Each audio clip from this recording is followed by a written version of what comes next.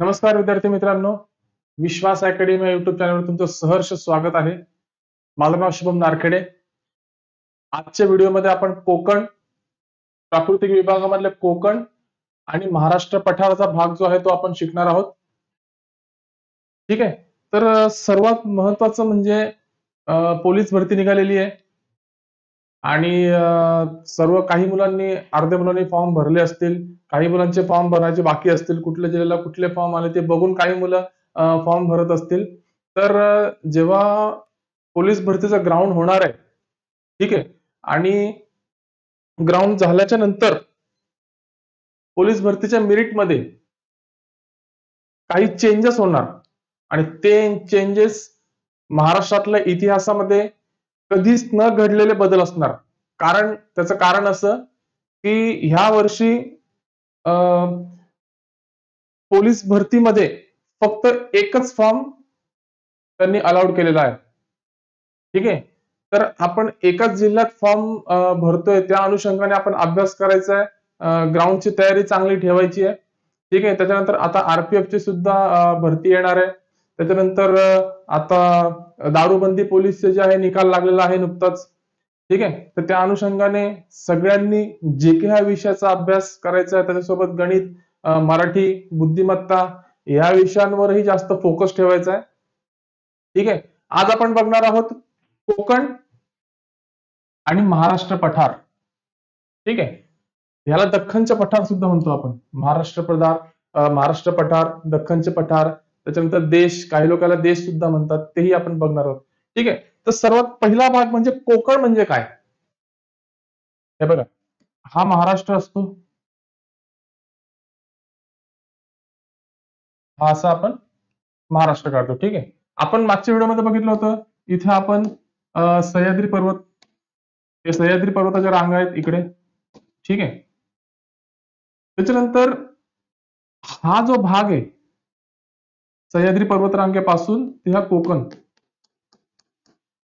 ह्या भागाला कोकण म्हणतात. ठीक आहे. आणि ह्याच्या सह्याद्री पर्वताच्या पूर्वेकडचा जो भाग आहे, ठीक आहे, ह्याच्या पूर्वेकडचा जो भाग आहे ह्याला आपण महाराष्ट्र पठार म्हणतो संपूर्ण. ठीक आहे. त्या प्राकृतिक विभागाचे जे आहे ते 3 भाग पडतात: कोकण, महाराष्ट्र पठार आणि सह्याद्री. ठीक आहे. तर सर्वात महत्वाचं म्हणजे आपण पहिलं बघणार आहोत कोकण किनारपट्टी. नेमका कोकण आहे काय, कुठल्या भागात आहे, त्याची रचना कशी झालेली आहे कोकणाची. ठीक आहे. आता सह्याद्री पर्वत व अरबी समुद्र, सह्याद्री पर्वत आणि अरबी समुद्र, सह्याद्री पर्वत आणि हा इथं अरबी समुद्र, ह्याच्या दरम्यान असलेल्या लांबट चिंचोळ्या भागाला, याच्या दरम्यान नीट लक्ष देऊन ऐका, याच्या दरम्यान असलेल्या लांबट चिंचोळ्या भागाला आपण कोकण असे म्हणतो. ठीक आहे. म्हणजे इथून घेऊन ते इथपर्यंत समुद्र किनारपट्टीपर्यंत आपण काय म्हणतो, कोकण म्हणतो. ठीक आहे. मग तो पूर्ण महाराष्ट्रामध्ये वरपासून ते खालपर्यंत सिंधुदुर्ग पर्यंत पसरलेला आहे. ठीक आहे, कोकण. आता ह्या कोकणाचं जे जुनं नाव होतं, कोकण जे जुने नाव होतं ते अपरंता, आणि गोमांचल, हे कोकणाचे जे आहे ते जुने नाव आहे दोन. हे लक्षात ठेवा, अपरंता आणि गोमांचल. ठीक आहे. प्रश्न येऊ शकतो, जे लोक मुंबईमध्ये फॉर्म भरणार आहेत, कोकण भागामध्ये कुठेही फॉर्म भरणार आहेत, हा प्रश्न त्यांना येऊ शकतो. अपरंता आणि गोमांचल लक्षात ठेवायचं. ठीक आहे. त्याच्यानंतर सह्याद्री पर्वताचे शब्दांच्या गोष्टींकडे लक्ष द्या. सह्याद्री पर्वताचे निघालेले कडे, ह्याचे इथे जे कडे निघालेले असतात, ह्याचे खाली कडे निघालेले असतात, पश्चिमेला किनाऱ्यापर्यंत हा पूर्व भाग आहे, पूर्व दिशा आहे, ही पश्चिम दिशा आहे. पश्चिम किनाऱ्यापर्यंत जातात. किनाऱ्यावर काही वाळूचे भाग, ठीक आहे, किनाऱ्यापासून सह्याद्रीच्या पायथ्यापर्यंत, किनाऱ्यापासून सह्याद्रीच्या पायथ्यापर्यंत. ठीक आहे. हा जो सह्याद्रीचा जो पायथा आहे, या सह्याद्रीच्या पायथ्यापर्यंतच्या भागाला आपण काय म्हणतो? कोकण म्हणतो. ठीक आहे. आता ही जी उंची आहे कोकणापासून ते इथपर्यंत ही जी उंची आहे ही सरासरी 250 मीटर आहे. 250 मीटर एवढी उंची आहे. ठीक आहे. आता महत्वाचा भाग म्हणजे आपण बघायला जातो, प्रश्न येतो परीक्षेमध्ये खलाटी आणि वलाटीवर. नेमका खलाटी आणि वलाटी म्हणजे काय? बघा, व्याख्या आपण जेव्हा बघतो ना, कुठल्याही विषयाची व्याख्या घ्या, कुठलाही विषय, गणित विषयाची व्याख्या घ्या, मराठीची व्याख्या घ्या, तर त्याचे जे शब्दांचे जी हावभाव असतात ना, शब्दांचे प्रकार आपण बोलतो, म्हणजे जशा प्रकारे शब्द वळतात ना, तशा प्रकारे आपल्या डोक्यामध्ये एक इमेज तयार करायची, एक चित्र तयार करायचे आणि त्यानुसार ती व्याख्या समजून घ्यायची. ठीक आहे. आता खलाटी आणि वलाटी. ठीक आहे. आता पश्चिमेकडील अरबी समुद्राच्या सखल भागाला आपण काय म्हणतो? खलाटी म्हणतो. पश्चिमेकडील ही पश्चिम दिशा, ही पूर्व दिशा, पश्चिमेकडील अरबी समुद्र हा पश्चिम दिशेला अरबी समुद्र आहे. ठीक आहे. अरबी समुद्राच्या सखल भागाला, अरबी समुद्राच्या, हा समजा सह्याद्री पर्वत आहे. ठीक आहे. हा सह्याद्री पर्वत, ह्या सखल भागाला, समुद्राच्या सखल भागाला आपण काय म्हणतो? खलाटी म्हणतो. म्हणजे कसं? हे बघा, हा सह्याद्री पर्वत, आता ह्याचे जे इथे काही भाग पसरलेला आहे. ठीक आहे.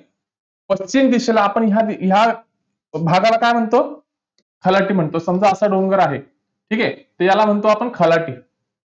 ठीक आहे. आणि वलाटी, खलाटीच्या पूर्वेला जो डोंगराळ भाग आहे त्याला वलाटी म्हणतो. खलाटीच्या पूर्वेला, ही पूर्व दिशा, जो डोंगराळ भाग आहे त्याला आपण काय म्हणतो? वलाटी म्हणतो. ठीक आहे. आता ह्या कोकण भागामध्ये ना समुद्र असल्यामुळे इथे काही खाड्या तयार झालेल्या आहेत. ठीक आहे. या खलाटी आणि वलाटीकडे नीट लक्ष द्या. एक साधं नॉर्मल व्याख्या आहे, का एवढी मोठी व्याख्या नाहीये खलाटी आणि वलाटीची. ठीक आहे. आता आपण म्हणतो खाडी. खाडी म्हणजे नेमकी काय असते? ठीक आहे. आता हे इथे एक डायग्राम दिसेल छोटी तुम्हाला. डोंगर, हे दोन डोंगर आहे, इथून एक नदी गेलेली आहे या डोंगराच्या मधून. इथं मोठं दाखवतो तुम्हाला, दिसतंय ना? ओके. हा डोंगर आहे, हे दोन डोंगर आहे. ह्या डोंगरामधून आहे ना नदी गेलेली आहे. ही मधून ही नदी आलेली आहे. हा इथे समुद्र आहे, समजून घ्या. ठीक आहे. ही नदी समुद्राला अशा प्रकारे येऊन मिळते. ठीक आहे. ह्याला आपण म्हणतो मुख, नदीचे मुख म्हणतो. ठीक आहे. ह्याला आपण म्हणतो नदीचा उगम. ठीक आहे. हा जो भाग असतो ह्याला आपण म्हणतो नदी प्रवाह, नदीचा प्रवाह. ठीक आहे. नदीचा प्रवाह जो असतो त्याला आपण, नदी जिथं वाहते त्याला आपण नदी प्रवाह म्हणतो. आणि हा जो समुद्र आहे, ह्याचा भरती आणि ओहोटी येत असते समुद्राला. समुद्राची जेव्हा भरती येते ना, त्या भरतीमध्ये काही पाणी आहे ना, म्हणजे समुद्रामधलं पाणी भरतं. ठीक आहे. गुरुत्वाकर्षणामुळे जे चंद्राच्या ज्या कला आहेत त्याच्यानुसार भरती आणि ओहोटी ही होत असते. ठीक आहे. तर हा जो समुद्रातला जो पाण्याचा भाग आहे तो काही प्रमाणापर्यंत नदीमध्ये शिरतो आतमध्ये. म्हणजे नदी समुद्राला मिळायच्या जागी समुद्राचं पाणी जे आहे ते नदीमध्ये येतं, ते आतमध्ये घुसतं. ते जिथपर्यंत घुसतं आपण त्या भागाला खाडी म्हणतो. ठीक आहे. जर कधी तुम्ही खाडीवरून जर कधी जात असाल, ठीक आहे, नदीचं मेन हे जे मुख आहे त्या खाडीवरून जात असाल, तर कधी पण लक्षात घ्या, जेव्हा ओहोटीचा काळ असतो ना, त्या ओहोटीच्या काळामध्ये ना ही नदी समुद्राच्या दिशेने वाहते. ठीक आहे. ही नदी जी आहे ना ती समुद्राच्या दिशेने वाहते. आणि भरतीच्या वेळेस ना हे जे पाणी हे उलट वाहतं. कधी पण तुम्ही नोटीस करा, उलट वाहतं. ह्याला काय म्हणतो आपण? खाडी. आता महत्वाचं म्हणजे खाड्यांवर आपल्याला प्रश्न कसा येतो?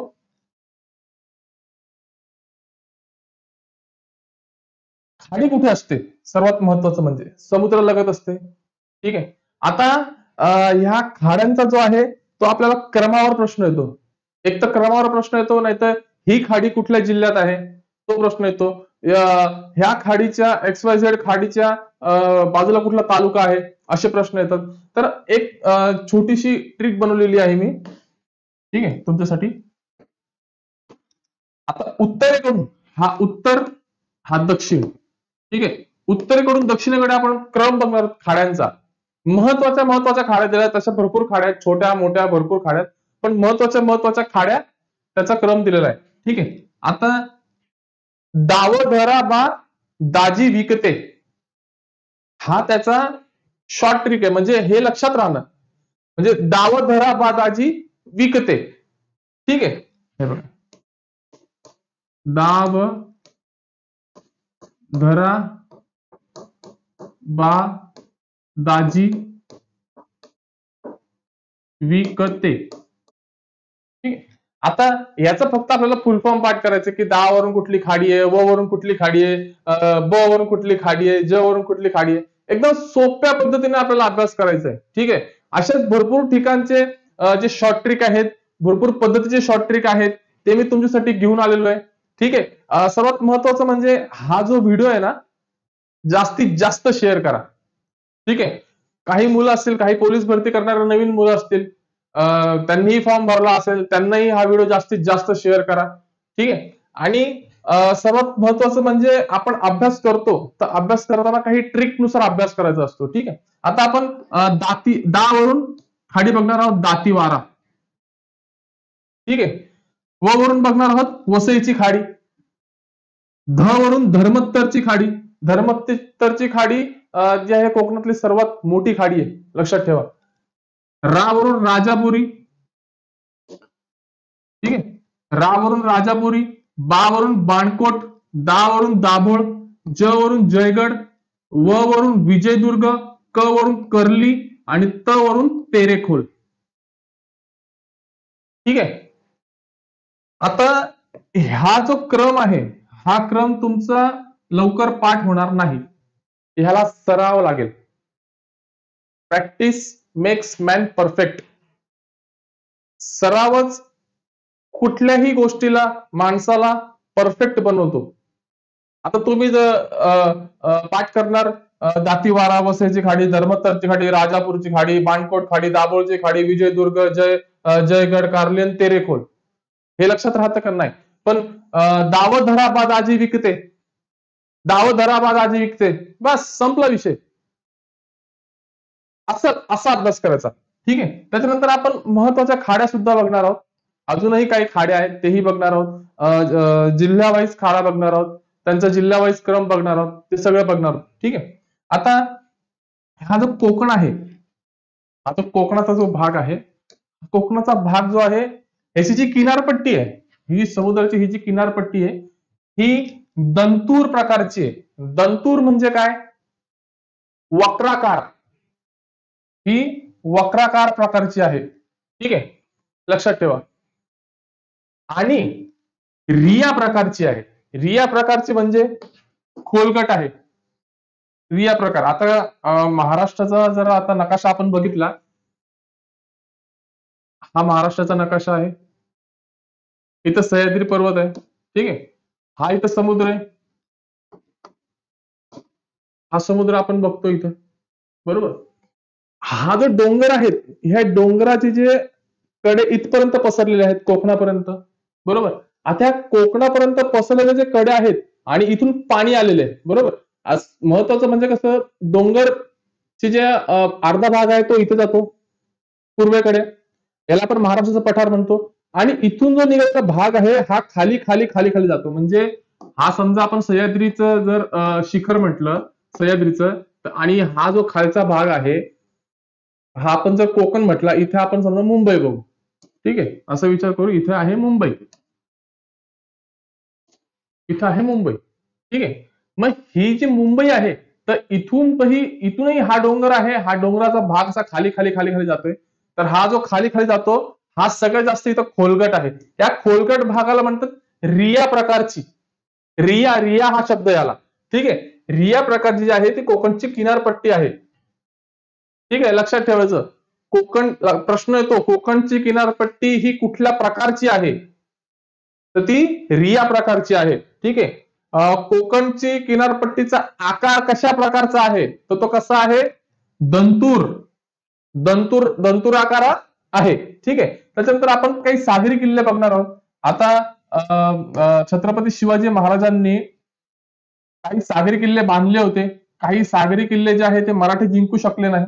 ठीक आहे. काही सागरी किल्ले जे आहेत ते मुघलांनी सुद्धा जिंकून घेतले होते. तेही आपण बघणार आहोत. ठीक आहे.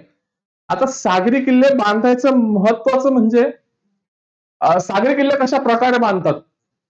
ठीक आहे. सागरी किल्ले नेमके बांधले कसे जातात, हे बघा, काही समुद्र किनाऱ्यावर तर काही समुद्रातील खडकांवर बांधलेले असतात. समुद्र किनाऱ्यावर काही जे किल्ले आहेत ते समुद्र किनाऱ्यावर असतात. हा समुद्र आहे, त्याचा हा किनारा आहे. ठीक आहे. तर काही जे किल्ले आहेत ते समुद्र किनाऱ्यावर बांधलेले असतात आणि काही जे किल्ले आहेत ते समुद्राच्या आतमध्ये असे मोठे मोठे खडक आढळतात, नाही का. आपण दुरून बघतो की बाहेर समुद्राच्या आतमध्ये मोठा दगड आपल्याला दिसतो. जर जास्तच मोठा दगड असेल तर आपण त्याला काय म्हणतो, बेट म्हणतो. बरोबर. तर मुंबई जे आहे, लक्षात ठेवा, मुंबई हे 7 बेटांनी बनलेलं आहे. ह्याच्यावर पण प्रश्न आलेला आहे. ठीक आहे. आता ह्या छोट्या छोट्या खडकांवरही काही किल्ले बांधलेले आहेत. ठीक आहे. सर्वात महत्वाचं म्हणजे पहिला आहे तो जंजिरा. या जंजिरा किल्ल्यावर आपण नंतर बोलणार आहोत. खूप डीप मध्ये बोलणार आहोत. जंजिरा किल्ला हा किल्ला आहेच तसा बोलण्यासारखा. ठीक आहे. त्याच्यानंतर सुवर्णदुर्ग आहे. आता जंजिरा किल्ला जो आहे तो समुद्राच्या आतमध्ये जे खडक आहे, मोठा खडक, त्या खडकावर बांधलेला आहे. ठीक आहे. त्याच्यानंतर सुवर्णदुर्ग, विजयदुर्ग, वसईचा किल्ला. वसईच्या किल्ल्याची खासियत सांगतो तुम्हाला. तुम्ही जर कधी तुम्हाला टिटवाळा माहितीये का, टिटवाळा? वसईचा किल्ला जिंकला होता, तिथं गणपती मंदिर आहे. ते गणपती मंदिर कधी बांधलं, कोणी बांधलं? पेशवांनी बांधले ते गणपती मंदिर, वसईच्या किल्ल्यावर विजय मिळाल्यावर. ठीक आहे. त्याच्यानंतर आपण बघणार आहोत बंदरे. बंदरे जिथे जहाज येऊन थांबतं, जिथं मालाची जिथं माल उतरवला जातो, जहाजावरून माल चढवला जातो, त्याला आपण म्हणतो बंदरे. जिथं मासेमारीचे जहाज येऊन थांबतात, ठीक आहे, मासे मारासाठी जहाज निघतात, त्याला आपण म्हणतो बंदरे. आता बंदरांचे पण प्रकार आहेत. ठीक आहे. एक नैसर्गिक बंदरे. आता नैसर्गिक बंदर म्हणजे सर्वात पहिलं जे नैसर्गिक बंदर आहे ते मुंबई आहे. ठीक आहे. महाराष्ट्रात असे 52 प्लस बंदरे आहेत. म्हणजे महत्वाचे आपल्याला 52 बंदरे आहेत. एवढे 52 ही महत्वाचे नाहीये, त्यातलेही काही महत्वाचे ठेवलेले. ठीक आहे. तर त्याच्यानंतर नैसर्गिक बंदर कुठे? नैसर्गिक बंदर मुंबई, निसर्गाने बनवलेलं बंदर आहे. ठीक आहे. त्याच्यानंतर न्हावाशिवा, जेएनपीटी. आता ह्या बंदराची निर्मिती कशी झाली? या बंदराची निर्मिती जी आहे ती मुंबईचा ताण कमी करण्यासाठी, मुंबई ह्या बंदरावरचा ताण कमी करण्यासाठी जो आहे तो न्हावाशेवा जेएनपीटी ची निर्मिती झाली. ठीक आहे. त्याच्यानंतर हे बघा, मुंबईचा बंदराचा ताण कमी करण्यासाठी. महत्वाचं म्हणजे हे जे फोटो काढायचे उद्देश म्हणजे मी स्वतः नोट्स तुम्हाला लिहून प्रोव्हाइड करतो. आपण कुठल्याही कंटेंटची कॉपी करत नाही. मी स्वतः नोट्स लिहिले. आता माझ्याकडे एवढा वेळ नाहीये, त्याच्यामुळे मी जरा नोट्स मध्ये अक्षरही माझे घाण आले आहेत. एवढं काही चांगले अक्षर नाही आहेत माझे, तरी मी प्रयत्न करतो. चांगले अक्षर काढायचे मी प्रयत्न करेल, तुम्हाला सर्वस्व देण्याचा प्रयत्न करेल. फक्त एवढंच आहे, हा व्हिडिओ जास्तीत जास्त शेअर करा तुम्ही. ठीक आहे. मुंबईच्या दक्षिणेला, उत्तर, दक्षिण, पूर्व, पश्चिम. आता मुंबई कुठे आहे? समजा इथं मुंबई आहे, ही आहे मुंबई. ठीक आहे. मुंबईच्या दक्षिणेला म्हणजे मुंबईच्या दक्षिणेला येतो रायगड जिल्हा, रत्नागिरी जिल्हा, सिंधुदुर्ग जिल्हा. ठीक आहे. मुंबईच्या दक्षिणेला आपण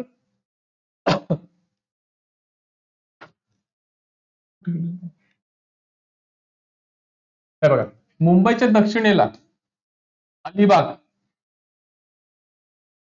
पर्यटन स्थळ अलिबाग रायगड जिल्ह्यामध्ये, श्रीवर्धन, मालवण, रत्नागिरी, जयगड, वेंगुर्ला इत्यादी काय आहेत? बंदर आहेत. ठीक आहे. आता ह्याच्यापेक्षा भरपूर बंदर आहेत. आता इत्यादी म्हणजे आता बंदराचं लिहिलं असतं तर पूर्ण एवढी लिस्टच तयार झाली असती. म्हणून शॉर्ट मध्ये लिहिलंय. एवढेच फक्त लक्षात ठेवा, जास्त तुम्हाला लक्षात ठेवायची गरज नाही. आणि अजून जर तुम्हाला खोलवर जायचं असेल तर ह्याच्यावरती फक्त 7 ते 8 बंदर लक्षात ठेवा. एवढंच लक्षात ठेवा. ठीक आहे. आता हे बंदर आहे. ठीक आहे. आता बंदरांमध्ये महत्वाचा कारभार काय होतो नेमका? जवाहरलाल नेहरू ट्रान्सपोर्ट आपण जे बोलतो JNPT. ठीक आहे. आणि त्याच्यानंतर हे जे बंदरे आहेत, या बंदरांवर काही बंदरे लहान आहेत, काही बंदरे खूप मोठे आहेत. काही बंदरांवरून इंटरनॅशनल माल एक्सपोर्ट होतो. काही बंदरावरून फक्त भारताचाच माल इम्पोर्ट होतो, एक्सपोर्ट होतो. तर हे बंदरे कुठल्या बंदरावर काय काम होतं हे आपल्याला समजणं महत्वाचं आहे. ठीक आहे. आता कोकणच्या भागामध्ये एवढंच महत्वाचं आहे, काही जास्त महत्वाचं नाहीये. कोकणामध्ये आपण जर अभ्यास करायला गेलो तर खूप मोठा कोकणाचा भाग येतो. पण त्याच्यामध्ये हाच एक महत्वाचा आहे. ठीक आहे. त्याच्यामध्ये आपण बघणार आहोत कोकणचा हा भाग झाल्यानंतर महाराष्ट्र पठार. महाराष्ट्र पठार. महाराष्ट्राच्या पठाराला आपण दख्खन पठारही म्हणतो. ठीक आहे. त्याला आपण देश सुद्धा म्हणतो. काही तिकडचे जे काही रहिवासी आहे ते देश सुद्धा म्हणतात. ठीक आहे. सह्याद्रीच्या पूर्वेला कोणाला जर समजत नसेल नेमका महाराष्ट्र पठार कसा आहे काय आहे, सह्याद्रीच्या पूर्व पश्चिम आपण पहिलं काय बघितलं, सह्याद्रीच्या पश्चिमेला. आता सह्याद्रीच्या पूर्वेला, सह्याद्रीच्या पूर्वेला पठारी प्रदेश पसरलेला आहे. हा पठारी प्रदेश जो आहे तो पसरलेला आहे. ठीक आहे. त्याला महाराष्ट्र पठार, दख्खनचे पठार किंवा देश असे सुद्धा म्हणतात.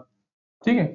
आता हा जो भाग आहे पठाराचा भाग, हा मुख्यतः नद्यांच्या खोऱ्यांनी हे पठार तयार झालेलं आहे. नद्यांचं जे खोरं आहे त्याच्याने हा पठार तयार झालेला आहे. ठीक आहे. आता महाराष्ट्र पठाराची पूर्व पश्चिम लांबी हा प्रश्न येतो बरं का. महाराष्ट्र पठाराची बोलले, पूर्व पश्चिम लांबी, महाराष्ट्राची नाही बोललो. प्रश्न जेव्हा आपण वाचतो तेव्हा तो प्रश्न नीट वाचावा. आणि मी पहिलेही सांगितलं होतं, महत्वाच्या गोष्टीवर अंडरलाईन करून ठेवा.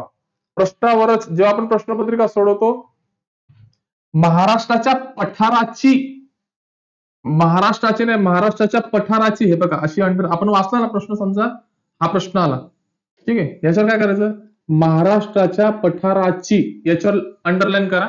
म्हणजे आपल्याला उत्तर देताना लक्षात येतं की पठाराची विचारलेलं आहे, महाराष्ट्राची नाही विचारलेलं. ठीक आहे. पठाराची पूर्व पश्चिम लांबी 750 किलोमीटर आहे. ठीक आहे. दक्षिण उत्तर लांबी, दक्षिण उत्तर जी लांबी आहे ती 700 किलोमीटर आहे. सर्वसाधारण जी आहे ती 700 किलोमीटर आहे. आता हे बघा, महाराष्ट्राच्या पठाराची, हा सह्याद्री पर्वत, हा कोकण भाग, हा महाराष्ट्राचा पठार, हा आपण नेमका महाराष्ट्र असा आडवा पाहिला. ठीक आहे. पूर्व पश्चिम लांबी, पूर्व पश्चिम. आता इथे महाराष्ट्र संपतो, गडचिरोली जिल्हा शेवटी, आणि इथून पठार चालू होतो. त्या पठाराची लांबी आहे 750 किलोमीटर. ठीक आहे. किलोमीटर आणि मीटर मध्ये लक्षात द्या. दक्षिण उत्तर लांबी, दक्षिण उत्तर लांबी हा महाराष्ट्र आहे.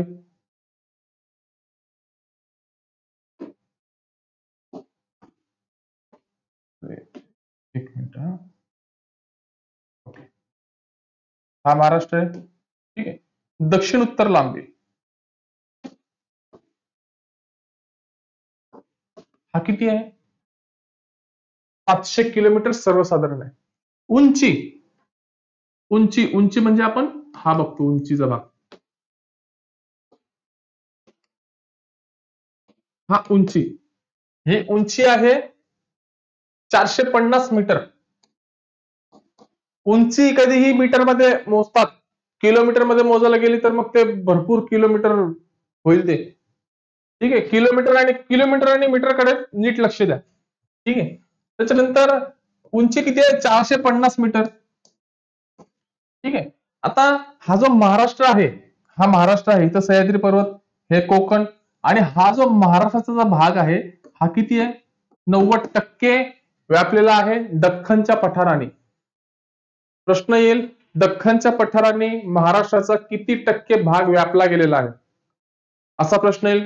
तोच प्रश्न फिरून विचारतील, 90% भाग असलेला महाराष्ट्राचा नेमका विभाग कुठला? तर कुठला?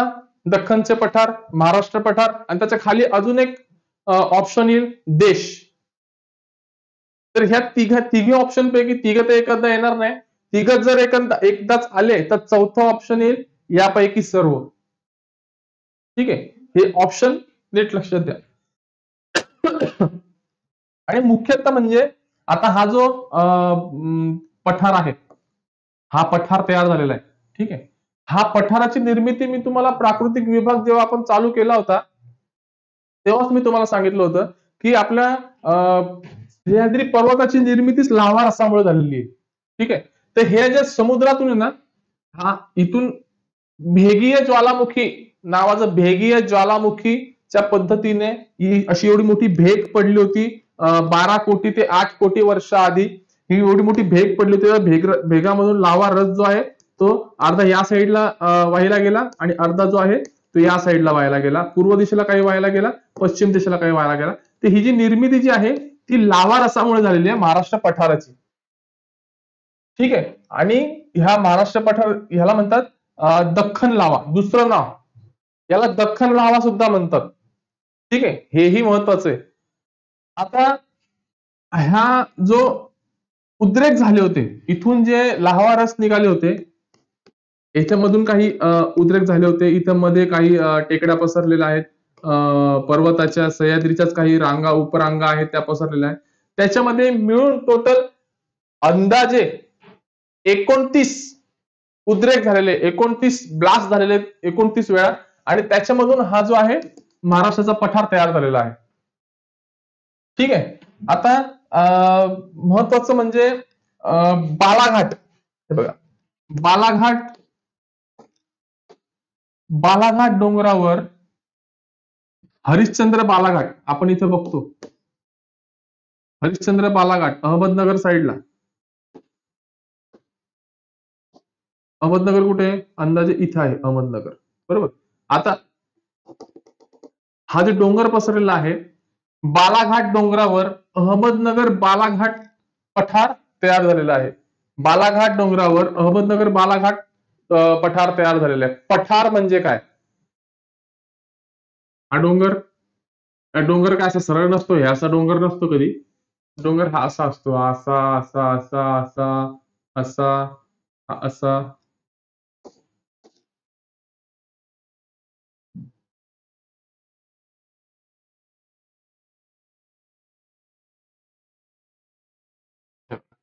हा असा डोंगर असतो.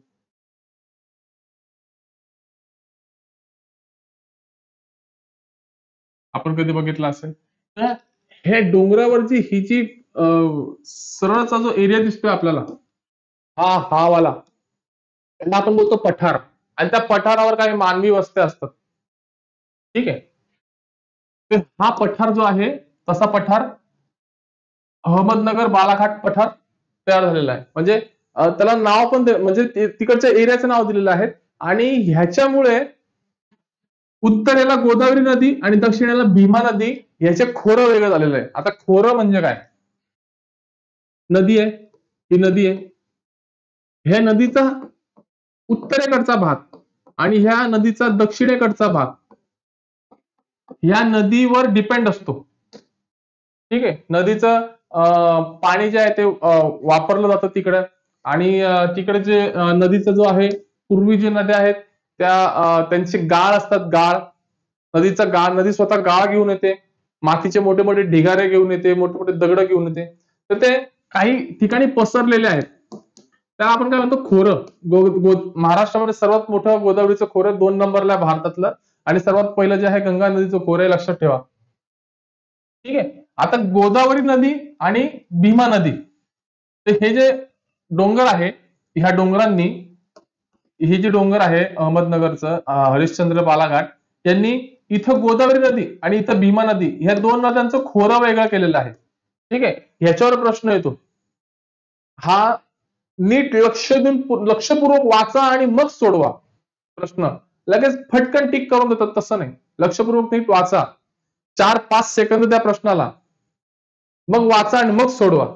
ठीक आहे. आता शंभू महादेव डोंगरावर सासवडचे पठार तयार झालेले आहेत. शंभू महादेव डोंगर. शंभू महादेव डोंगर कुठे? शंभू महादेव डोंगर आहे सातारा साईडला. इथं आपण शंभू महादेव असा पसरलेला आहे. त्या सह्याद्री पर्वतातून त्याची उपरांग अशी गेलेली आहे. ह्या शंभू डोंगरावर जे आहे ते सासवडचे पठार तयार झालेलं आहे. आणि मराठवाड्यात मांजरा पठार तयार झालेला आहे. ठीक आहे. हा जो मराठवाड्याचा जो भाग आहे, हा पश्चिम महाराष्ट्र मराठवाड्याच्या पठारामध्ये, मराठवाड्याच्या एरियामध्ये मांजरा हे पठार तयार झालेला आहे. ठीक आहे. त्याच्यानंतर आपण बघू आता ह्या बंदरे झाल्यानंतर, महाराष्ट्राच्या पठार झाल्यानंतर आपण बघू जमिनीचे प्रकार. आता कसं असतं, महाराष्ट्रामध्ये जमिनी तयार झालेल्या आहेत. हा मोठा जो पठाराचा भाग आहे हा पसरलेला आहे, 90% पसरलेला आहे. कोकण विभागामध्ये पसरलेला आहे. सह्याद्री पर्वत जो आहे त्याच्यावर आहे. तर त्याच्यामध्ये पुरातन काळापासून शेती म्हणून एक व्यवसाय जो आहे ते लोक करत आले होते. आणि महत्वाचं म्हणजे ह्या जमिनीच्या प्रकारावर आपल्याला खूप जास्त प्रश्न विचारलेले आहेत आणि ह्याच्यावर खूप मुलांचे मार्क गेलेले आहेत. आता जमिनीचे प्रकार म्हणजे जमिनीचे नेमके प्रकार काय, तिकडची मृदा कशी असते, ती कुठल्या पिकांसाठी सुपीक असते, नेमकं त्या मृदेमध्ये कुठले घटक आढळतात. ठीक आहे. ते पण आपण बघणार आहोत. आता महत्वाचं म्हणजे जमीन आणि मृदा. सखल भाग असते त्याला आपण मोठी बोलतो. मोठी जी असते ती झाली जमीन. आणि मृदा म्हणजे माती. ठीक आहे. तर आता जमिनीमध्ये काही प्रकार पडतात. काळी मृदा, जांभी मृदा, पिवळसर मृदा, तांबडी मृदा, पर्वतीय मृदा. त्याच्यानंतर आपण अजून भरपूर मृदेचे जे आहेत ते प्रकार आहेत. आपण बघणार आहोत काळी मृदा. आता काळ्या मृदेचं नेमकं वैशिष्ट्य काय? काळ्या मृदेचं वैशिष्ट्य ही दख्खनच्या पठारावरची काळी मृदा आहे. काळ्या मृदेचं वैशिष्ट्य आहे ही दख्खनच्या पठारावरची महाराष्ट्राचं दख्खनचं पठार आहे तिकडची ही काळी मृदा आहे. आणि ही महाराष्ट्रात सर्वात जास्त पसरलेली आहे. महाराष्ट्रामध्ये सर्वात जास्त आहे. ठीक आहे. ही दख्खनच्या पठारावर सर्वात जास्त पसरलेली आहे. आणि महत्वाचं म्हणजे ही जी काळी मृदा आहे ही कापसासाठी खूप उपयुक्त आहे. म्हणून हिला कापसाची काळी रेगूर मृदा म्हणतात.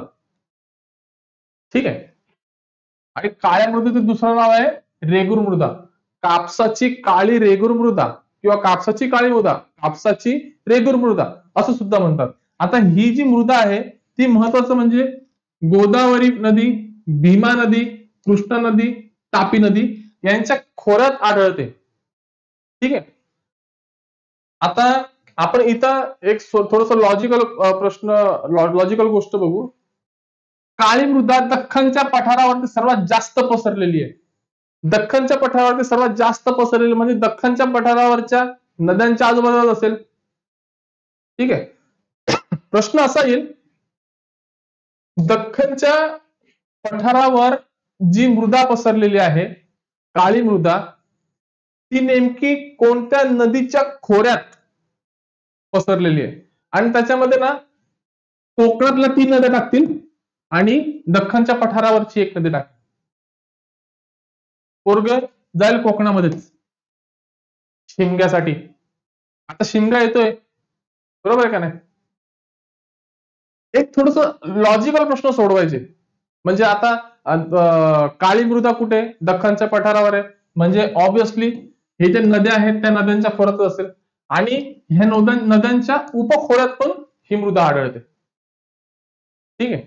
नद्यांचे उपखोर. आता उपखोर म्हणजे काय? नदी. आता ही नदी काय इथूनच येत नाही, ह्याला असे 1000 नद्या येऊन मिळतात. इथं भरपूर नद्या, यांचे खोरे, यांचे उपनद्या ह्या इथून. आपण ते वृक्षाकार नदी प्रणाली ते बघितलेलं आहे. पुढेही आपण डीप मध्ये बघणार आहोत. तर ह्या नदींचं जे आहे हे याला उपखोर म्हणतात. आणि ही नदी शेवटी जाऊन इथं समुद्राला मिळते. ठीक आहे. तर हे नदीचे आहे ते उपखोरे आहेत नदीचे. इथे सुद्धा ती काळी मृदा पसरलेली आहे. ठीक आहे. आता हे जे मृदा आहेत त्या मृदामध्ये पीक कुठले घेतले जाते? काळ्या मृदेमध्ये खरीप आणि रब्बी हंगामाचं पीक घेतलं जातं. ठीक आहे. कडधान्यामध्ये सगळे कडधान्य, कापूस महत्वाचं आहे. आता कापसा जाती सुद्धा महत्वाचं आहे, जाती सुद्धा वाचून ठेवा. गहू, ऊस, तंबाखू, ज्वारी आणि जवस ही पिकं काळ्या मृदेमध्ये घेतली जातात. ठीक आहे. त्याच्या व्यतिरिक्त सेंद्रिय द्रव्य सुद्धा ह्या मृदेमध्ये जास्त प्रमाणात आढळतात. त्याच्यामुळे ही मृदा सुपीक असते. ठीक आहे. त्याच्यानंतर आपण बघू जांभी मृदा. जांभी मृदा कुठे आढळते? कोकणात, कोल्हापुरात आणि सह्याद्रीच्या घाट माथ्यावर. कुठे आढळते? सह्याद्रीच्या घाट माथ्यावर. सह्याद्री पर्वत, सह्याद्री हा पर्वत घाट माथा, त्याच्या घाट माथ्यावर पण आढळते. ठीक आहे. कोकणात, कोल्हापुरात, सह्याद्रीच्या घाट माथ्यावर ह्या मृदेत फळबागांची लागवड खूप जास्त करतात. फळबागा. आता फळबागा जास्त करून फळं कुठे उगतात? महाराष्ट्रामध्ये भरपूर ठिकाणी फळं उगतात, पण कोकणामध्ये महत्वाचे फळं उगतात. आंबा, काजू, सुपारी, त्याच्यानंतर आपण बोलतो नारळ, हे सुद्धा फळं उगतात. आणि हे मृदा जास्तीत जास्त रत्नागिरी, सिंधुदुर्ग, रायगड ह्या जिल्ह्यांमध्ये आढळते. आणि त्या जिल्ह्यांमध्ये पिके आंबा, काजू, चिक्कू, सांगितलं तुम्हाला नारळ, त्याच्यानंतर काजू, अशा भरपूर प्रकारचे पिकं ह्या मातीमध्ये घेतल्या जातात. आणि ही जांभी मृदा जी आहे ती जांभ्या खडकाने बनलेली आहे. ठीक आहे. आता मृदा बनायचं नेमकं प्रोसेस असते.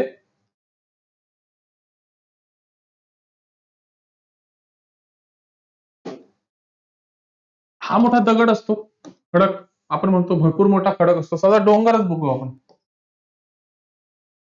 मृदा कशी बनते? हा डोंगर आहे. ह्या डोंगरावर पाऊस पडतो, पावसासोबत ऊन पडतं, सूर्याचे किरण पडतात, त्याच्यासोबत थंडी पडते. या दगडांवर पावसाचा मारा होतो, उन्हाचा मारा होतो, थंडीचा मारा होतो, परत पावसाचा होतो, उन्हाचा होतो, थंडीचा होतो. ही प्रोसेस कमीत कमी लाखो वर्षापर्यंत चालत राहते. तर ह्या लाखो वर्षापर्यंत चालल्यानंतर ह्या खडकांचं मृदेत रूपांतर होतं. ठीक आहे. आणि हा ज्या प्रकारचा खडक आहे त्या प्रकारच्या, जशा प्रकारचा खडक आहे तशा प्रकारची ती मृदा तयार होते. जसं आता जांभी मृदा ही कशावरून होते? जांभ्या खडकापासून होते. म्हणजे हा डोंगर जर जांभ्या खडकाचा बनलेला असेल तर ती मृदा सुद्धा जांभीच तयार होणार. ठीक आहे. आज आपण इथेच थांबू. पुढच्या लेक्चरमध्ये आपण मृदाचे जे प्रकार आहेत ते पुढे आपण कंटिन्यू करणार आहोत. ठीक आहे. हा व्हिडिओ आवडला असेल तर नक्की लाईक करा, शेअर करा, चॅनलवर नवीन असेल तर सबस्क्राईब करा. तुम्ही ह्या व्हिडिओच्या कुठल्या गोष्टी तुम्हाला नाही समजल्या त्याही तुम्ही कमेंटमध्ये टाका, तुम्हाला नक्की उत्तर देण्यात येईल. ठीक आहे. धन्यवाद.